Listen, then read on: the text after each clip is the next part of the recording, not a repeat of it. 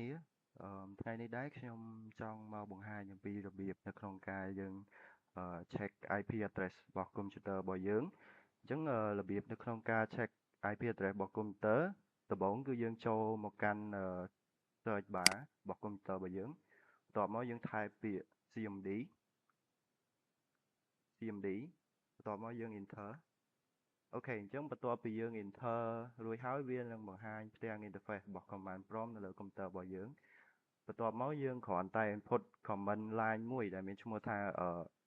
ipconfig អញ្ចឹងយើង type ipconfig មក config បន្ទាប់មកដក clear /all អូខេអញ្ចឹងបន្ទាប់ពីយើង input command ហ្នឹងហើយយើងចុច enter បន្ទាប់ពីយើងចុច enter រួចហើយវានឹង show អំពីព័ត៌មានទាំងអស់របស់ computer របស់យើងមានដូចជា MAC address របស់ computer IP address ដែល computer យើងចាប់បាន and មានដូចជា subnet mask gateway អូខេអញ្ចឹងខ្ញុំជឿថាកលឹះខ្លីៗហ្នឹងអាចជួយបងប្អូននៅក្នុងការ check មើលថាតើ computer របស់យើងហ្នឹងមាន IP address ប្រមាណ